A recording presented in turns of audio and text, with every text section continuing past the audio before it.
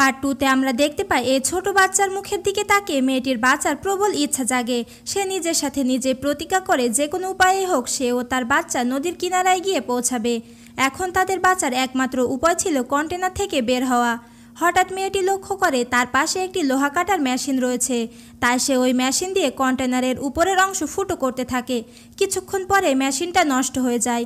তখন মেয়েটি রাগে ও কষ্টে সব জিনিস এদিক ওদিক ছোড়াছুড়ি করে। হঠাৎ সে একটি ছুরি দেখতে পায়। সেই ছুরি দিয়ে সে আস্তে আস্তে কন্টেনারের ফুটো করা অংশ কাটতে থাকে। মেয়েটির হাত কেটে রক্ত বের হচ্ছিল। হঠাৎ সেই ছুরিটাও ভেঙে যায়। এদিকে মেয়েটি আস্তে আস্তে বাঁচার আশা হারিয়ে ফেলছিল। না ছিল তার কাছে কোনো খাবার, না ছিল তার কাছে পরিষ্কার পানি। তাই সে ক্লান্ত হয়ে ওখানেই বসে পড়ে। কিছুক্ষণ পর সে দেখতে পায় সে ছিদ্রগুলো থেকে পানি পড়ছে। আসলে বাইরে তখন বৃষ্টি হচ্ছিল। সে বৃষ্টির ওই ফোঁটা ফোঁটা পানি সব বক্সে সংরক্ষণ করে রাখছিল।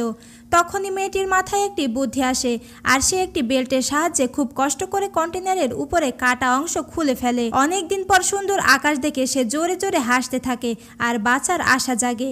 পরের বার দেখতে হলে কমেন্ট বক্সে জানিয়ে দিবেন। ভিডিওটি ভালো লাগলে লাইক করবেন আর আমাদের চ্যানেলটিকে সাবস্ক্রাইব করবেন।